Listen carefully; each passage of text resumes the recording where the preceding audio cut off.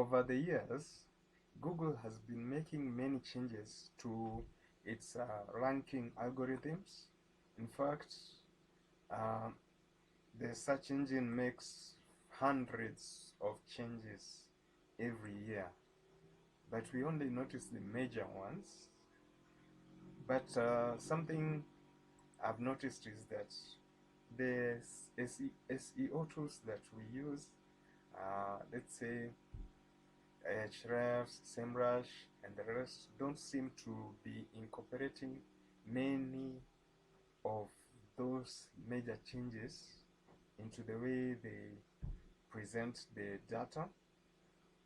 And I'll just show you one example of an update that Google performed, and a solution I've created with just a simple tool to help tackle that issue.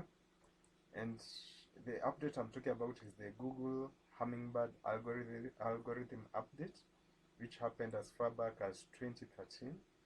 It shifted the focus from individual keywords to keyword clusters, emphasizing natural language queries, context, and meaning instead of just specific words. And to show you why the SEO tools are not taking that into account, you can see Ahrefs just as an example, since other SEO tools do something similar. In as far back as 2017, Ahrefs will give you the list of keywords in this form. You see the column of the keywords and the column of the keyword difficulty, and that's the keyword difficulty of the individual keyword. It's not the keyword difficulty of the cluster, so you don't have something about the cluster. And if you check even up to now on Ahrefs, this is how they present the information, the keywords, the column of the keywords and the column of the keyword difficulty. And you see the keyword difficulty is just for the individual keyword, not the cluster. And that is important because let's say you are ranking for a keyword like best shoes for runners. You're not just ranking for that target keyword. Like if you can see the first page ranking for that keyword, you also rank for 12,000 other keywords. So basically you are ranking for thousands or hundreds of keywords. So you need to know the keyword difficulty of the entire cluster. And that's what I've done with this simple tool. I demonstrated how this tool works in a different video, so you can check out that video. I just added an extra feature, and I'll continue adding other features. So like here, you see this the list of keywords. In the first column, the list of keywords, and in the last column, the topic keyword difficulty, which is different from the keyword difficulty of the individual keyword. So the topic keyword difficulty is the keyword difficulty of the entire class of keywords which are within the topics that the target keyword covers.